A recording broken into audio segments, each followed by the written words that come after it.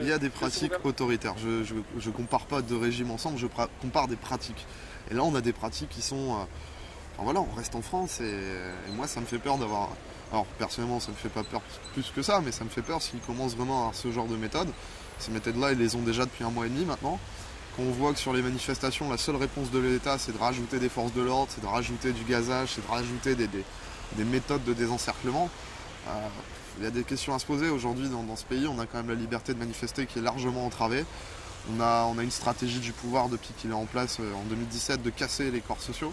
On l'a bien vu avec la SNCF, l'attaque sur la loi du rail était clairement pour casser ce corps social-là, qui était les cheminots, qui était un corps social qui pouvait mobiliser beaucoup en France. Donc voilà, il y a des petits indices moi qui me font vraiment peur.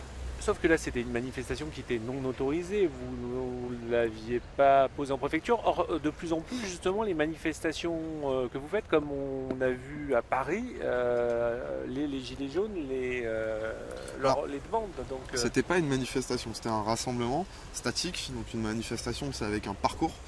Là, c'était pas le cas. Surtout qu'à ce moment-là, on n'était que 8 personnes.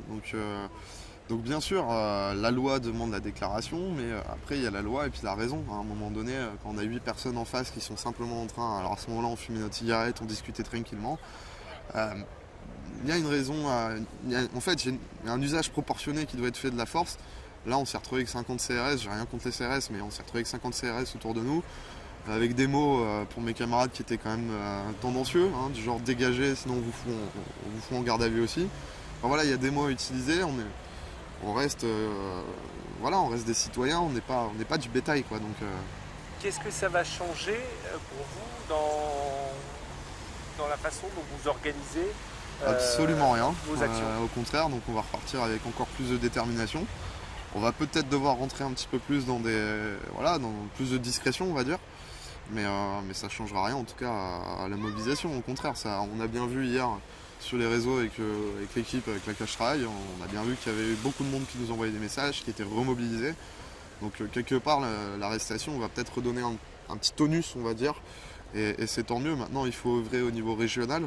On a les villes qui nous ont aidés à Dunkerque, à Calais, à Arras, à Lens, à Béthune, enfin à Valenciennes, je pense à tous mes camarades, même à Cambrai-Douai, enfin bref j'en ai oublié certainement, à Béthune. On va essayer d'aller un peu partout les aider parce qu'aujourd'hui il faut montrer la solidarité de la mobilisation. On va essayer maintenant de travailler vraiment au niveau régional. Enfin voilà. Prochaine manifestation prévue La prochaine c'est encore à Lille ce samedi, mais j'espère que les prochaines seront dans d'autres villes. On va voir avec les orgas des autres villes pour faire de grosses actions ensemble. Donc la manif là c'est samedi à 13h30 comme d'habitude. Alors peut-être même avant, on va peut-être faire un repas citoyen. On est en train de voir avec des assos de SDF pour les inviter parce que la semaine dernière on a récolté des fonds. On a fait des courses, donc on aimerait bien les redistribuer au SDF. Ça a déjà commencé, on avait une petite équipe hier qui est partie distribuer des sandwichs. Donc voilà, samedi c'est à peu près le même plan avec un cortège déclaré et bien sûr un cortège qui partira hors tracé de la route on va dire et que moi je soutiens même si j'organise pas cette partie-là.